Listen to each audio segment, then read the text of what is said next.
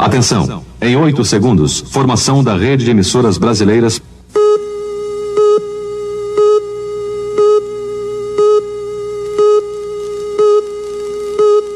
Atenção, senhores pais, terminou o horário para menores de 14 anos. No ar, mais um campeão de audiência. Começa agora, Rock Sport Clube. Rock Sport Clube, tudo sobre esportes, com muita zoação. E tocando melhor do rock and roll, com os jornalistas mais bem pagos do rádio brasileiro. Gabriel Gontijo, Ricardo Bonfim,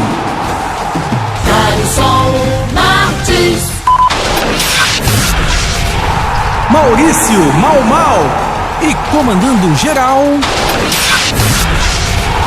Migri Reis.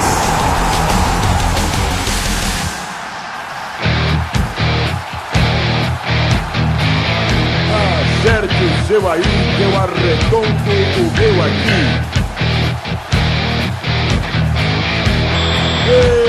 Está valente!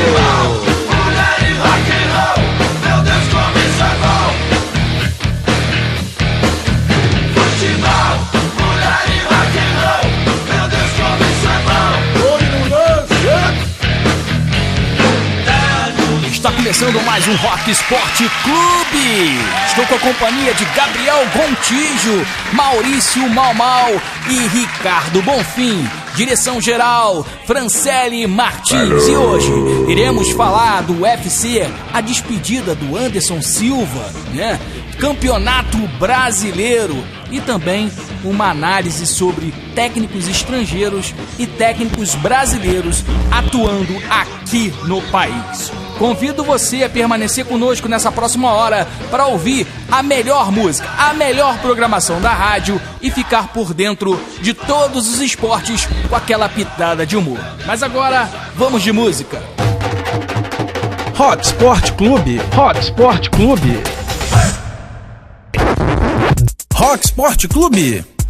Estamos de volta com o programa Rock Sport Clube e de pancadaria para a primeira pauta. UFC. Meus amigos, sonhos nunca morrem e lendas são para sempre. Na luta de despedida de Anderson Silva, bem que o Spider lutou bem, mas não conseguiu resistir ao seu oponente, o Hall, e foi nocauteado no seu adeus ao UFC. O jamaicano, que respeitou o brasileiro durante toda a luta e só conseguiu o nocaute no quarto round, desaba em lágrimas após a vitória e abraçou o Anderson Silva. E disparou, né? Ele é um verdadeiro campeão. Com os comentários, a trupe de jornalista. Peço primeiro ao Gabriel Gontijo. Alô, Migre, amigos do Rock Sport Clube. Rapaz, já estamos aí em novembro, nova data chegando, hoje é dia 2 de novembro, dia de finados, e vou mandar um abraço para um grande locutor esportivo que certa vez mandou um abraço para todos os finados do Brasil numa transmissão, né? Não vou falar que foi o J. Santiago não, que eu não vou cadotar esse tipo de coisa. Mas enfim, rapaz, pois é, fim de uma lenda, né? Anderson Silva foi guerreiro, foi valente, mas acabou sofrendo aí um nocaute no quarto round, ou quarto assalto, pelo lutador jamaicano Uriah Hall. A verdade é que o lutador jamaicano, pelo menos a impressão que eu tive, foi que não deu tudo de si. Justamente por saber que era uma luta amistosa, por saber que era uma luta de despedida do Anderson Silva, então muito mais em respeito não apenas ao lutador, mas principalmente à trajetória do brasileiro, você percebeu que ele respeitou demais. Só que mesmo assim, o Anderson Silva já não tá mais com aquele pique, né? São 47 anos, a idade chega, o corpo já costuma dar muitos sinais e deu o tempo dele. Inclusive, o próprio dono do UFC, o Dana White, falou que se arrependeu de ter colocado o Anderson Silva para fazer essa última luta. Por contrato com o UFC, o brasileiro tem direito a mais um duelo, mas o Dana White já falou publicamente que não quer colocar o brasileiro para lutar, para que não haja alguma coisa muito séria contra ele. Inclusive falou que torce para que a família do Anderson Silva converse com ele, fazendo desistir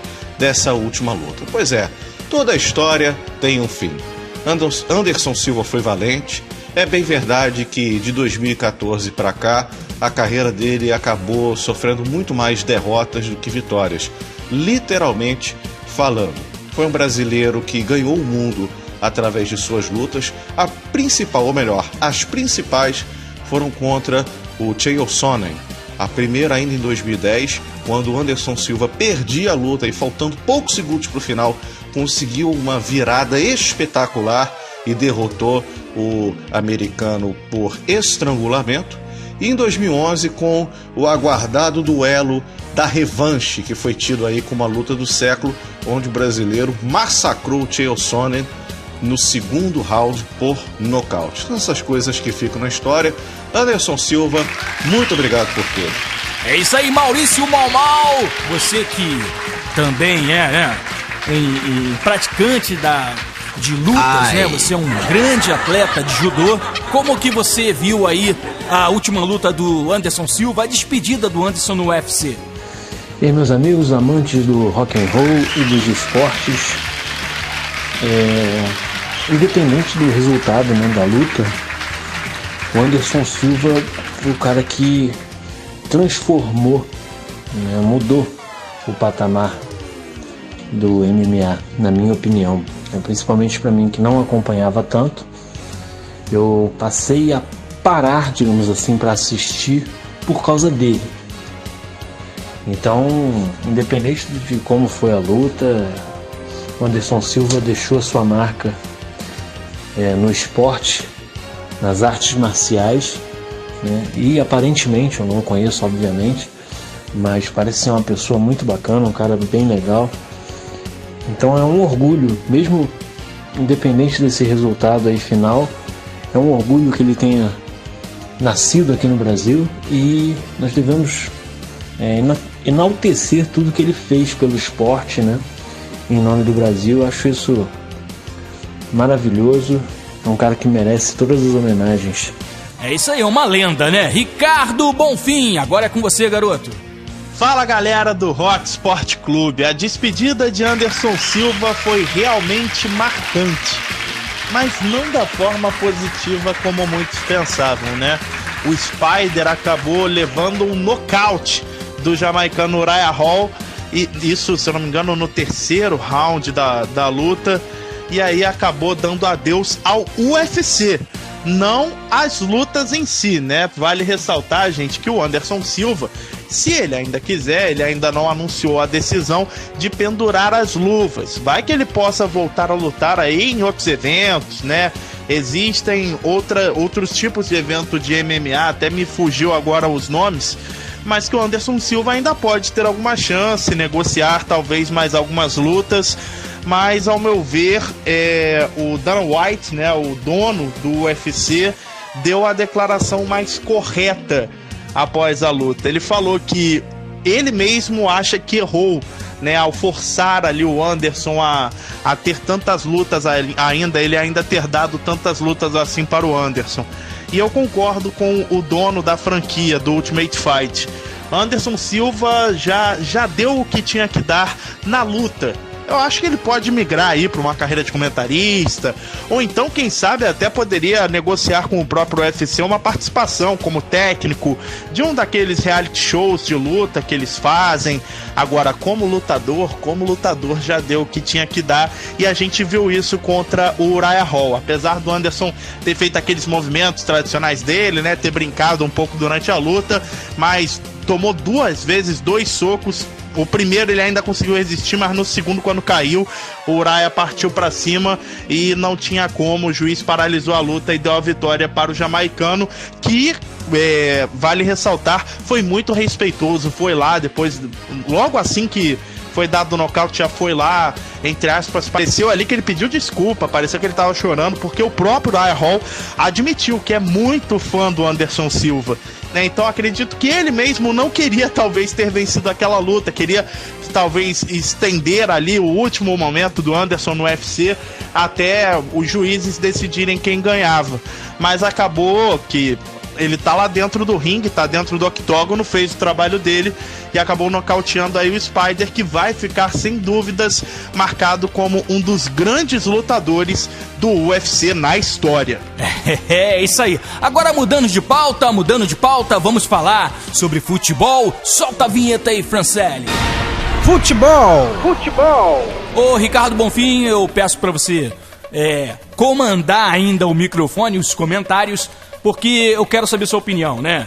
Sobre técnicos estrangeiros e técnicos brasileiros. Tô falando de técnico de futebol. Pois, no Campeonato Brasileiro do ano passado, tivemos um treinador português e um argentino comandando o campeão e o vice da competição. Ao término do primeiro turno do Campeonato Brasileiro deste ano, temos um treinador português e 2 argentinos. Os 3 primeiros colocados com treinadores estrangeiros. Coincidência ou tendência?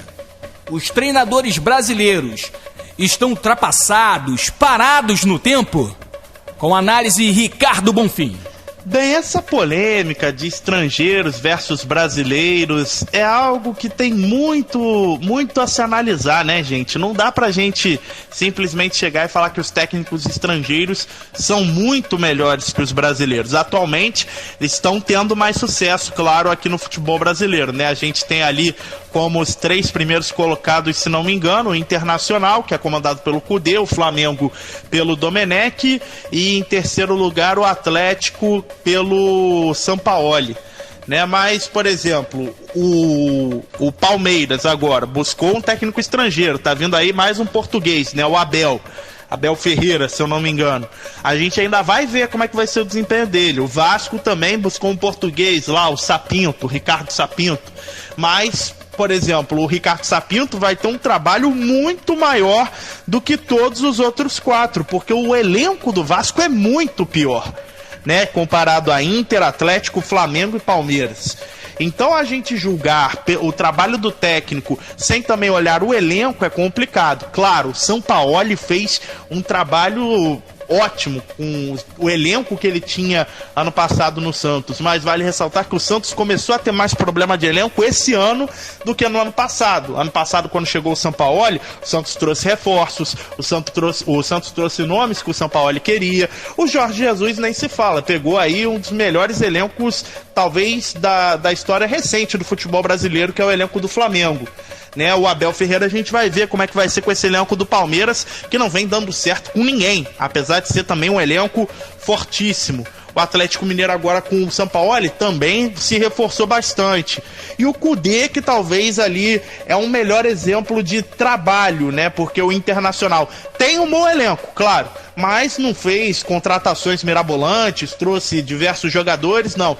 Trouxe uma peça ou outra, resgatou, por exemplo, um Thiago Galhardo da vida que estava no Ceará, né? E o Thiago Galhardo, apesar de ter até feito bons jogos quando jogou pelo Vasco, não era assim nada demais e atualmente é um dos melhores jogadores do Brasileirão. Mas eu acho que a gente não pode só se basear em resultado, em colocação, tem que sim analisar trabalho. Os estrangeiros estão bem sim, é claro, mas eu acho que a gente tem que esperar mais um pouco para dizer assim, um é muito melhor que o outro. É muito difícil comparar, sendo que a gente não pode também só medir o trabalho de um técnico sem medir o elenco que ele está comandando. É verdade, meu irmão. Dá a carroça na mão dos malucos. Não vai conseguir, né? Agora com uma Ferrari, bem que o treinador do Flamengo tá com uma Ferrari e de vez em quando dá umas derrapadas, né? Vamos de música! Hot Sport Clube. Hot Sport Clube. Hot Sport Clube. Estamos de volta com o programa Rock Sport Clube, agora matando no peito, jogando na grama e chutando pro gol pra próxima pauta. Futebol. Meus amigos, é sonho ou realidade? Eu estou falando do Fluminense. O Fluminense chegou à última rodada do primeiro turno do Campeonato Brasileiro ali no G4. O time do Fluminense está vivendo sonho ou realidade? Comentários com a equipe do Rock Sport Clube. Vou abrir aí, né, a possibilidade da... Primeiro comentário ser do Gabriel Gontijo, tricolor. Vai lá, Gabriel Gontijo. E o Flusão, quem diria, hein, rapaz? Terminou o Brasileirão na 4ª colocação com 32 pontos e hoje está a apenas 3 pontos da liderança, que é dividida entre o Internacional e o Flamengo, ambos com 35 pontos cada. Nesse momento, o Atlético Mineiro joga contra o Palmeiras lá em São Paulo. Caso vença, empata em número de pontos, mas pode inclusive aí dar uma pequena deslanchada, já que tem uma partida a menos. Ô Migre, eu vou falar a verdade, eu sou torcedor do Fluminense, mas eu não estou botando muita fé no time não. O time apresenta um futebol ruim. O Odair, por mais que não goste que fale, ele é retranqueiro sim. E eu cansei de ver campeonatos brasileiros onde o Fluminense embalava, pegava aí uma sequência de boas vitórias, estava ali beirando a ponta da tabela, mas igual um refrigerante, no final perdia o gás. Então, meu amigo, todo cuidado é pouco. É bem verdade que o Fluminense fez um bom jogo contra o Fortaleza nesse último fim de semana, venceu por 1-0, num gol meio chorado, né? O Wellington Silva ganhou a dividida do jogador do Fortaleza, que agora me foge o nome, chutou com a perna esquerda, que não é boa, desviou no meio do caminho, enganou o goleiro do tricolor cearense. Com isso, como falei no início, o Fluminense foi para 32 pontos e chega a 8 jogos de invencibilidade desde que foi eliminado pelo Atlético Goianiense na Copa do Brasil. Agora, vou ser sincero, até já aproveitando aqui, emendando um assunto no outro, falando aí de Fortaleza e Fluminense, alguns jogadores estão devendo. Eu falo principalmente do Ganso, eu esperava muito mais dele, só que acabou errando alguns passes bobos. No primeiro tempo tinha a oportunidade de poder fazer 1-0 com um chute de longa distância, mas, cara, deu um peteleco que parecia que o bico do Ganso estava quebrado, sabe? Então, por essas e outras, que eu digo o seguinte, vamos pensar jogo a jogo. Flusão brigando pelo título? Pra mim, ainda não. Principalmente com esse futebol xoxinho. Se o tricolor falar isso, Ricardo Bonfim, e você? Olha, eu tenho muito amigo tricolor, torcedor do Fluminense, que reclama, mas reclama que só do Odair Helman.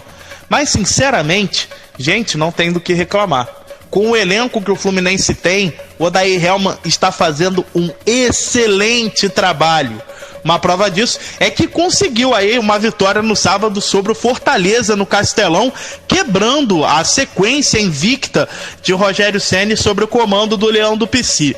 O tricolor, é claro, não é nenhum Flamengo, né, do ano passado, de 2019, do Jorge Jesus, muito menos uma máquina como nos anos de 2010, 2012, em que foi campeão brasileiro sob o comando de Muricy Ramalho e Abel Braga, com aporte, claro, da antiga patrocinadora.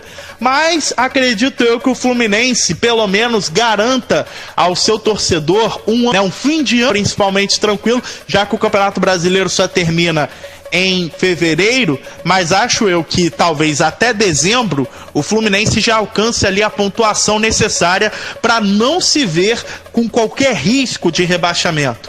E aí, quem sabe, né, alcançando isso, gente, o que vier é lucro, né? Porque a realidade dos clubes cariocas, tirando o Flamengo, é isso, é evitar queda para a Série B, ainda mais agora com tudo que acontece, né, que o clube da Série A que cai para a Série B recebe muito menos, haja vista aí o Cruzeiro, que está vivendo uma situação dificílima na segunda divisão.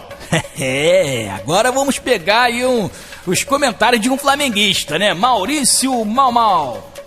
Olha, eu sempre falo, né, principalmente com relação ao Campeonato Brasileiro, que nesse ano de 2000 vírus tudo é possível. E tudo está sendo possível, né? E o Fluminense está bem organizado. O Maionese conseguiu organizar esse time com poucos recursos.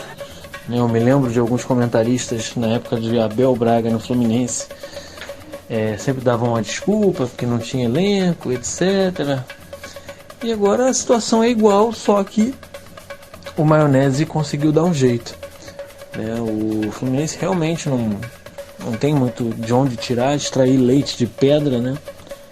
Mas está conseguindo. Agora, se é sonho ou realidade, atualmente é realidade.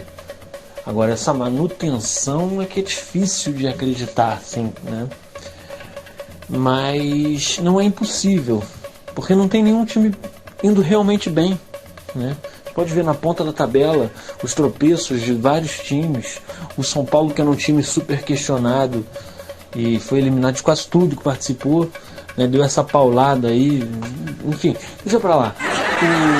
O Inter perdeu, né? O Botafogo ganhou do Atlético algumas rodadas atrás, enfim.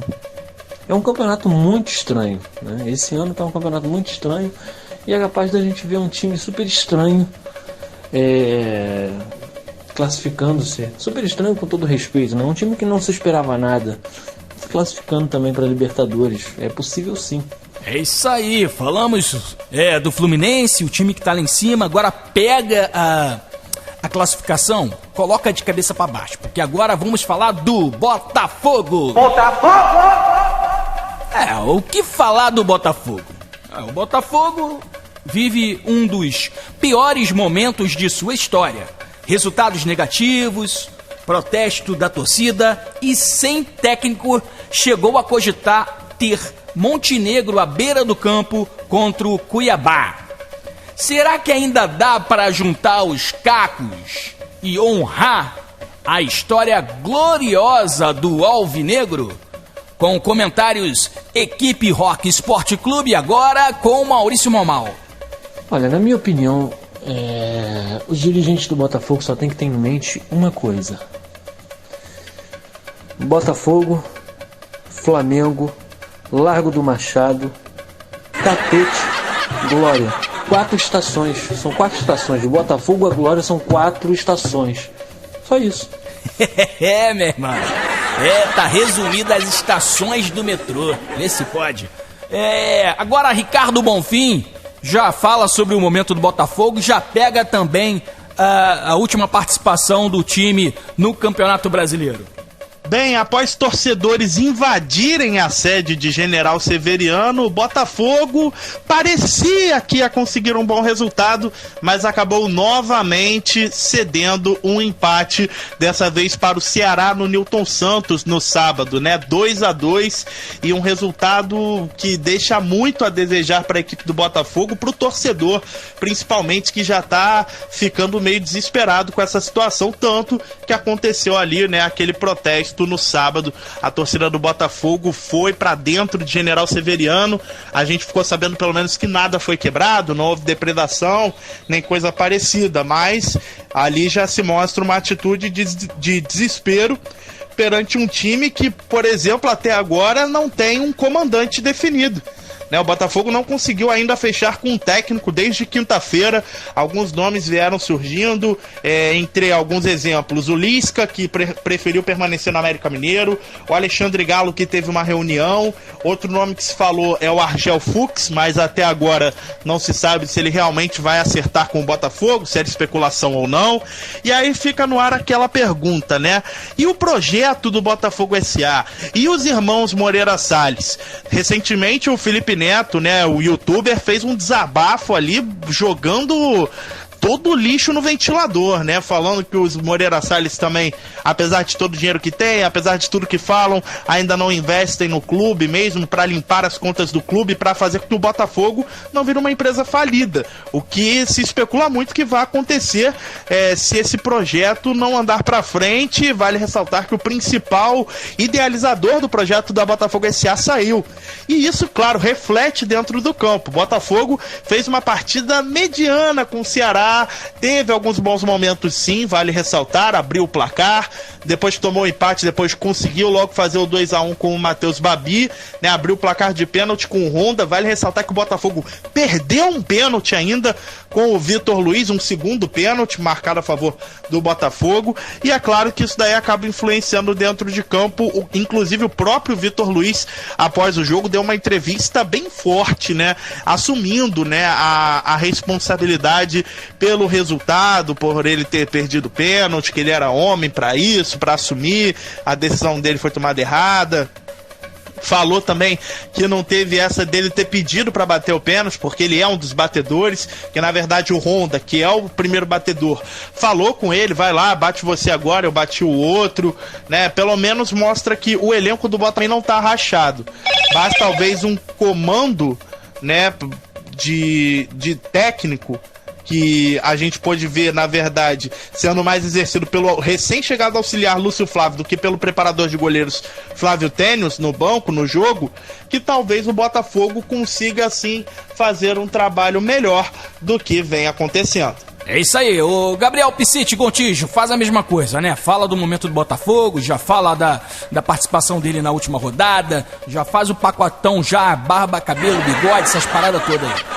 Rapaz, a gente acabou de falar sobre essa realidade entre técnicos estrangeiros e técnicos brasileiros, e o Botafogo, num misto de desespero, fez um pedido à CBF para Carlos Augusto Montenegro estar à beira do gramado no jogo de volta contra o Cuiabá, válido pelas oitavas de final da Copa do Brasil. Meu Deus do céu!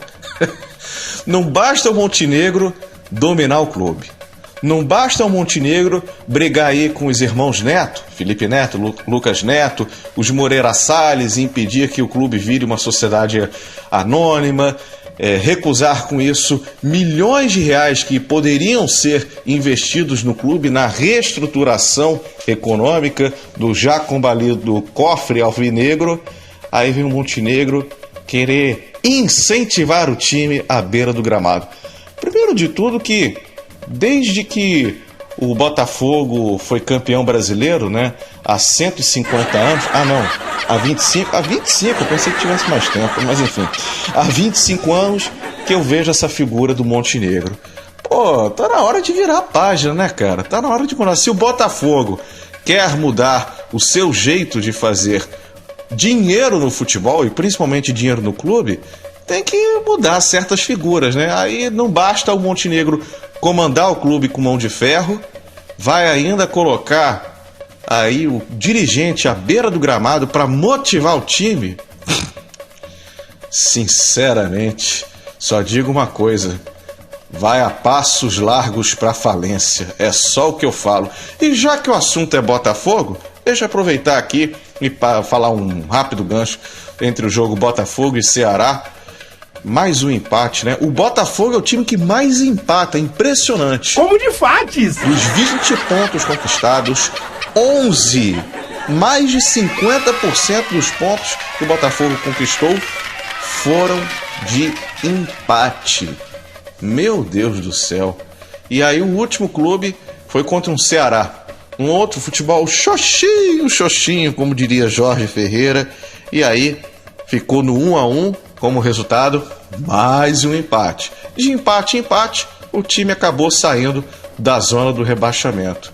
Mas só falo uma coisa, meu amigo, do jeito que o Botafogo empata, fica esse copo meio cheio, meio vazio, torcedor não pode esperar muita coisa desse time não. Afinal, o time do Botafogo não sabe se faz número 2 ou se sai da moita. Quer melhorar como? Tem jeito não, Migre. Tem jeito não, vamos de música! Rock Sport Clube, Rock Sport Clube, Rock Sport Clube, Rock Sport Clube. Estamos de volta com o programa Rock Sport Clube e agora vamos falar do gigante da colina. Goiás e Vasco ficaram num empate na Serrinha e seguem em jejum de vitórias no Brasileiro. Ricardo Bonfim e o Vasco. No último jogo do fim de semana, o Vasco conseguiu mais uma vez decepcionar a torcida. Tudo bem que estava jogando fora de casa, mas sinceramente, o time do Goiás é horroroso. O time do Goiás é muito fraco, porque sinceramente, de novo não, mas é um fato. O Vasco empatou com o Goiás em 1-1, né, abrindo o placar com o Léo Matos e depois tomando um gol do Shailon, né, o Shailon Now, como alguns diriam. Mas era para ter perdido. E isso que o gol do Shailon só saiu no segundo tempo. Mas na primeira etapa, o time do Goiás perdeu cada gol mais absurdo que o outro. E o Vasco achou um gol lá com o estreante Léo Matos numa cobrança de escanteio do Léo Gil no primeiro pau, desviada, a bola bateu lá na outra trave, no segundo pau, sem chance nenhuma pro ótimo goleiro Tadeu, o goleiro do Goiás, que nem teve trabalho no jogo. O Tadeu saiu com o uniforme mais limpo, talvez, da partida, porque tirando esse lance, o Vasco não gerou não obrigou o goleiro do Goiás a fazer nenhuma grande defesa. Né, ele acabou negativando aí no famoso fantasy, porque ele não teve que trabalhar. Só no lance do gol ele não tinha que fazer. Agora, o time do Vasco tá bizarro, gente. Tá bizarro. E ao que parece, pra mim, o português tá mais perdido do que segue em tiroteio.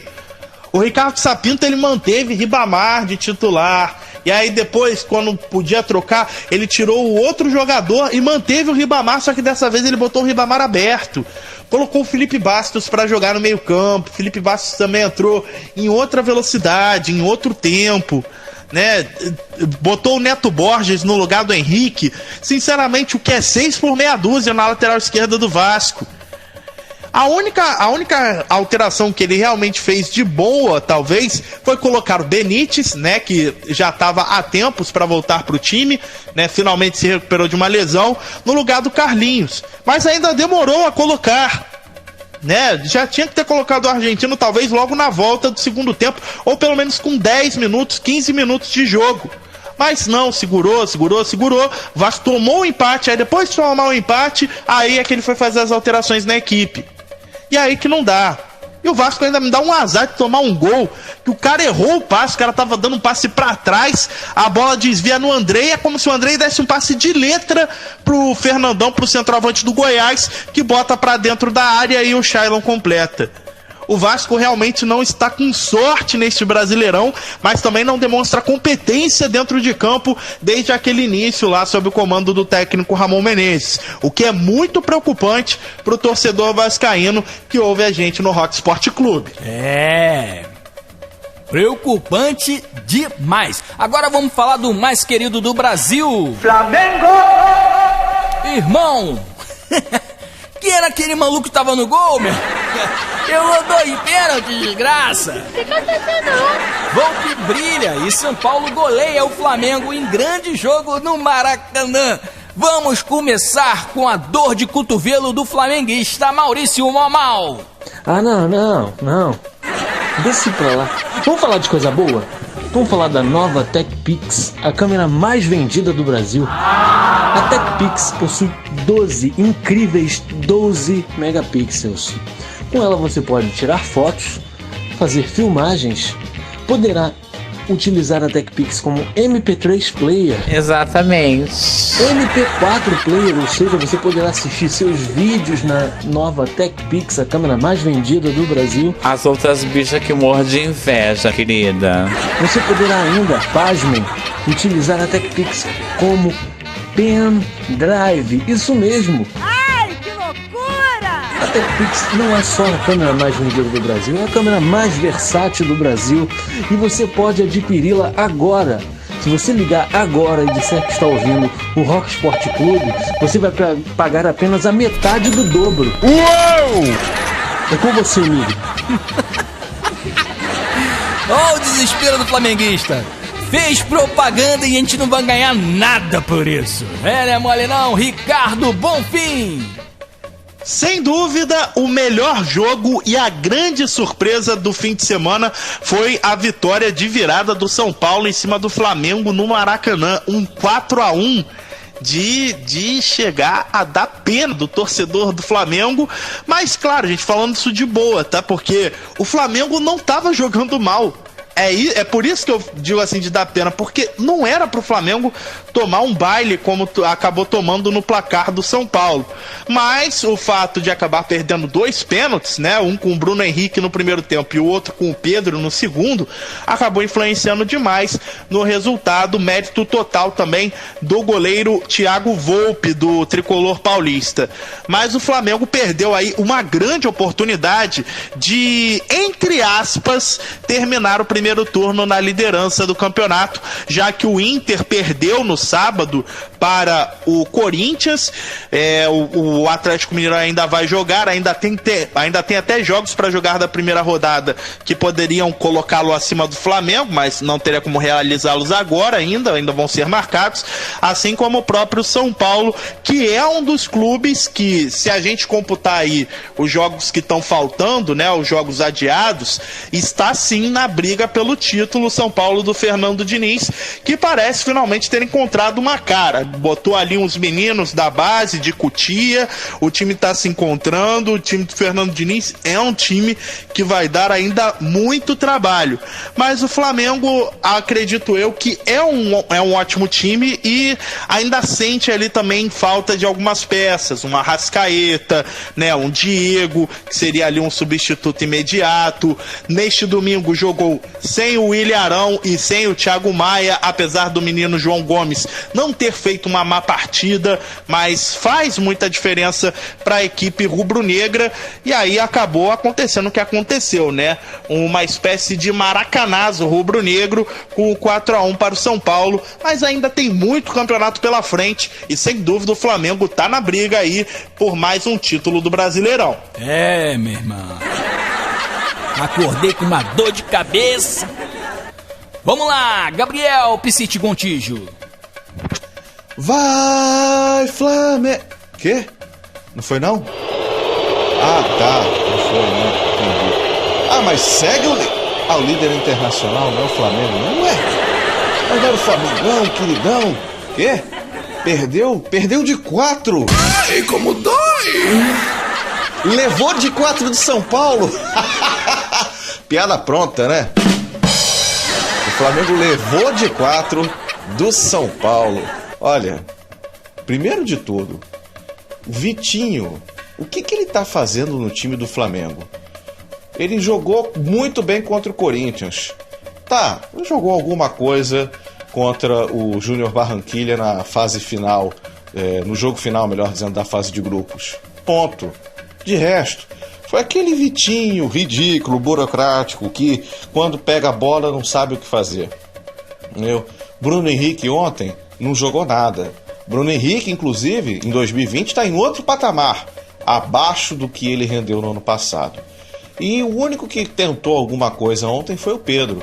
Mas a grande verdade é que o Flamengo parou nas mãos de Thiago Volpe, meu amigo. Goleiraço, defendeu 2 pênaltis ontem. O primeiro pênalti, verdade seja dito, o Bruno Henrique bateu mal. Poderia ter tido um pouquinho mais de capricho na cobrança, mas o segundo não, cara. O Pedro bateu com força ali a meia altura, numa posição que é difícil pro goleiro defender, tanto que o goleiro deu rebote, que voltou pro Pedro, mandou pro gol e o Thiago Volpe defendeu novamente. Meu amigo, esse campeonato brasileiro, eu tô falando isso, não é de hoje, vai levar quem errar menos. E num Brasileirão onde não temos público por causa da Covid-19, não por acaso, tem tido a menor média de vitórias dos clubes mandantes, segundo o levantamento feito pelo Globoesporte.com. Em 74 partidas, o mandante foi o vencedor, abaixo da média de 90 vitórias. Ou seja, essa história de jogar em casa não quer dizer muita coisa não. E o Flamengo descobriu isso bem. Levou bonito. E de 4. E do São Paulo. Quero ver zoar o pessoal de São Paulo agora, vai. Cara, eu tô presplecta. Eu tô que nem aquele pica-pau, né? Quando se dá mal, né? Meu irmão. Flamenguista sofre na mão desse treinador Domenech. Vamos de música. Rock Sport Clube. Rock Sport Clube. Rock Sport Clube. Chegamos ao final de mais um programa Rock Sport Clube. Na próxima semana estaremos aqui com a trupe de jornalistas, né? Maurício Mamal, Fred D'Amato, Gabriel Piscite Contígio, Ricardo Bonfim, Thalisson Martins. Aliás, Thalisson Martins já tá faltando esse garoto, já tem um mês que tá faltando aqui o programa. Mas tudo bem, isso tudo com a direção geral de Franciele Martins. Até a próxima. Você ouviu Rock Sport Clube. Rock Sport Clube. Tudo sobre esportes com muita zoação. E tocando melhor do rock and roll. Com os jornalistas mais bem pagos do rádio brasileiro. Rock Sport Clube.